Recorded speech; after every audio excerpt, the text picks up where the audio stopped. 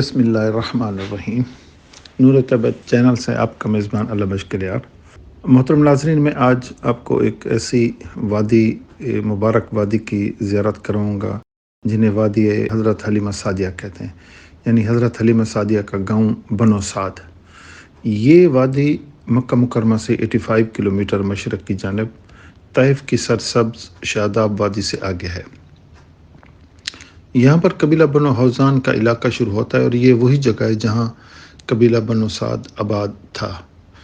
بنو سعد رسول اللہ صلی اللہ علیہ وسلم کی رضائی والدہ حضرت حلیمہ سعدیہ کا گھر ہے، جہاں آپ صلی اللہ علیہ وسلم بچپن میں ٹھہرے اور یہیں پر آپ نے بکریاں بھی اپنی رضائی والدہ کی چرائیں۔ یہ قبیلہ فصاحت و بلاغت کی بنا پر حجاز میں معروف تھا، اسی لیے عرب کے صاحب حیثیت اپنے بچوں کی تربیت اور خالص عربی زبان سیکھنے کے لیے ایک مدت تک اس قبیلے کی خواتین کے حوالے کرتے تھے۔ یہ عورتیں سال میں 2 مرتبہ شہروں کا رخ کرتیں اور بچوں کو مناسب اجرت پر لے جاتیں۔ ان میں ایک حضرت حلیمہ سعدیہ بھی تھیں جنہیں نبی آخر زمان صلی اللہ علیہ وسلم کو ایام رضاعت میں اپنی آغوش میں رکھنے اور 2 سال تک دودھ پلانے کا شرف نصیب ہوا۔ حضرت حلیمہ سعدیہ کے بقیہ بچوں میں ایک عبداللہ، انیسہ اور شیمہ حضرت صلی اللہ علیہ وسلم کے رضائی بہن بھائی تھے۔ حضور صلی اللہ علیہ وسلم کو اپنی رضائی بہن شیمہ سے بہت پیار تھا، وہی آپ کو گود میں کھلاتی اور لوریاں دیا کرتی تھیں۔ حضرت حلیمہ فرماتی ہیں کہ ان دنوں ہمارا علاقہ شدید ترین قحط اور خشک سالی کا شکار تھا۔ وہ مئی کا ایک سخت ترین دن تھا جب ہمارے قبیلے سے خواتین کا ایک قافلہ بچوں کے حصول کے لیے مکہ مکرمہ آیا۔ اس قافلے میں شامل خواتین میں سے ایک میں بھی تھی۔ میں اپنی لاغر اونٹنی پر سوار تھی اور میرا خاوند حارث اور دودھ پیتا بیٹا عبداللہ بھی تھا۔ میری خستہ حال اونٹنی ساتھ تھی اور وہ کمزوری کے سبب بہت سست رفتار سے چل رہی تھی، جس کی بنا پر قافلے کی سب خواتین مجھ سے عاجز تھیں۔ چنانچہ وہ سب مجھ سے پہلے مکہ مکرمہ پہنچ گئے۔ انہوں نے سب سے پہلے حرم کعبہ کے متولی اور مکہ کے سردار حضرت عبد المطلب کے گھر لے جایا گیا، لیکن انہوں نے بچے کے یتیم ہونے کا سنا تو خاطر خواہ انعام و کرام نہ ملنے کے اندیشے کے پیش نظر بچہ لینے سے انکار کر دیا۔ یہاں تک کہ جب میری سواری مکہ مکرمہ پہنچی، ہمارے قبیلے کی تمام خواتین بچے حاصل کر چکی تھیں۔ میں نے اپنے شوہر کے مشورے سے آپ صلی اللہ علیہ وسلم کو لے لیا۔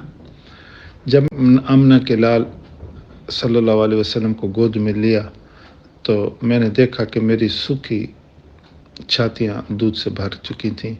میرا بچہ بھوک سے ہر وقت روتا تھا۔ آج پہلی مرتبہ اس نے اور آپ صلی اللہ علیہ وسلم نے سیر ہو کر دودھ پیا، اس کے باوجود دودھ کم نہ ہوا۔ شوہر کی نظر اونٹنی پر پڑی تو اس کے سوکھے تھن دودھ سے بھرے چکے تھے۔ واپسی کے سفر میں میری لاغر اونٹنی اپنی تیز رفتاری سے سب کو حیران کر دیا۔ 2 سال کے بعد میں نے حضرت صلی اللہ علیہ وسلم کا دودھ چھڑوایا۔ ہم آپ کو حضرت آمنہ کے پاس لے گئے۔ اس زمانے میں مکہ مکرمہ بیماری کی زد میں تھا، لہٰذا ہم نے بے حد اصرار کر کے انہیں دوبارہ اپنے ساتھ لے جانے کی اجازت لی۔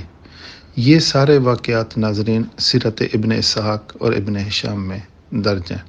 یہ جو وادی ہم آپ جہاں کھڑے ہیں ہم آپ کو دکھا رہے ہیں، جہاں سے یہ ساری تاریخ میں آپ کو گزارش کر رہا ہوں، تو یہ وہ وادی ہے اور اس طرف آپ دیکھ رہے ہیں۔ اس وادی میں 2 عظیم واقعے، ایک تو آپ کا یہاں قیام مبارک، دوسرا جو شق صدر کا واقعہ ہے وہ بھی یہیں اسی وادی میں ہے، اور ہم آپ کو شق صدر والی جگہ بھی دکھاتے ہیں۔ یہ نیچے سائڈ پہ ایک جگہ ہے جہاں، اور یہ سارا جو آپ اوپر پہاڑ اور یہ سارا سلسلہ اوپر دیکھ رہے ہیں، اور جیسے یہ جگہ ہم کھڑے ہیں یہاں پر یہ قبیلہ جو بنو سعد تھا یہ آباد تھا۔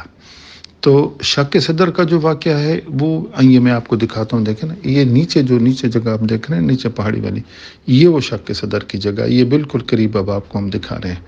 تو یہ واقعہ اصلاً یہ ہوا کہ واقعہ شق صدر جو ابھی آپ 4 یا 5ویں سال میں تھے، آپ کی عمر مبارک اتنی تھی، تو یہ واقعہ پیش آیا۔ حضرت انس فرماتے ہیں کہ حضرت اپنے رضائی بہن بھائیوں کے ساتھ گھر کے قریب ایک ہی جگہ کھیل رہے تھے۔ اچانک حضرت جبرائیل امین تشریف لائے اور انہوں نے آپ صلی اللہ علیہ وسلم کو لٹایا اور سینہ مبارک چاک کر کے دل باہر نکال کر اسے زمزم سے دھو کر دوبارہ اسی مقام پر رکھ دیا۔ جب بہن بھائیوں نے یہ منظر دیکھا تو وہ فوراً اپنی والدہ کے پاس گئے اور انہوں نے بتایا کہ آپ صلی اللہ علیہ وسلم کو نعوذ باللہ کسی نے قتل کر دیا ہے۔ تو حضرت حلیمہ فرماتی ہیں کہ میں اور میرا شوہر ہم فوراً آئے اور اس جگہ آ کے دیکھا آپ تو صحیح سالم بیٹھے ہوئے تھے۔ یہ واقعہ مسلم شریف میں بھی پورا درج ہے، مسلم شریف نے بھی اسے نقل کیا ہے۔ حضرت حلیمہ رضی اللہ تعالیٰ عنہ نے اسی خوف کی وجہ سے حضرت کی حفاظت کے پیش نظر آپ کو والدہ کے حوالے پھر کرائیں۔ اس وقت آپ کی عمر مبارک 5 سال تھی۔ یہ طبقات ابن سعد میں یہ ساری چیزیں، یہ واقعات درج ہیں۔ آپ صلی اللہ علیہ وسلم ہمیشہ فرماتے تھے کہ میں تم سب میں زیادہ فصیح ہوں، اس لیے کہ ایسے ہوں اور میری زبان بنی سعد بن بکر کی زبان ہے جو عرب کے فصحا مشہور تھے۔ آپ صلی اللہ علیہ وسلم ایک دن مسجد نبی میں تشریف فرما تھے۔ کسی نے اطلاع دی کہ کوئی خاتون ملنا چاہتی ہے۔ جب خاتون اندر آئی تو آپ کی نظر اس کے چہرے پر پڑی تو آپ تیزی سے اٹھے اور میری ماں کہتے ہوئے اس سے لپٹ گئے۔ پھر ان کے لیے اپنی چادر بچھائی اور انہیں عزت و احترام سے بٹھایا، ان کی خوب خاطر مدارت کی، انہیں بہت تحائف سے رخصت کیا۔ روایت میں ہے آپ کی اس وقت دروازے پر کھڑے رہے جب تک ان کی سواری نظروں سے اوجھل نہ ہوئی۔ صحابہ نے پوچھا یا رسول اللہ یہ کون تھی آپ کی ماں؟ تو فرمانے لگا کہ یہ وہ میری ماں ہے جنہوں نے مجھے 2 سال تک دودھ پلایا اور جن کے گھر میں نے 5 سال تک قیام کیا۔ غزوہ حنین میں حضور کی رضائی بہن شیمہ جب گرفتار ہو کر آئیں تو انہوں نے کہا کہ میں آپ صلی اللہ علیہ وسلم کی بہن ہوں۔ تو صحابہ ان کو آپ کے پاس لے آئے۔ آپ نے نہ صرف اسے پہچانا بلکہ اسے اپنے سامنے دیکھ کر جلدی سے اٹھے اور اپنی چادر بچھائی اور بہن کو اپنے پاس بٹھا کر دیر تک بچپن کی یاد تازہ کرتے رہے۔ یہ وہی بہن تھی جو حضور کو ہر وقت گود میں لے پھرتی تھی۔ حضور نے انہیں مدینہ منورہ میں رہنے کی پیشکش کی لیکن انہوں نے اپنے گھر جانے کی خواہش کا اظہار کیا۔ آپ نے انہیں بہت سے مال، اونٹ اور تحفے دے کر روانہ کیا۔ وصلی اللہ علیہ وآلہ وسلم۔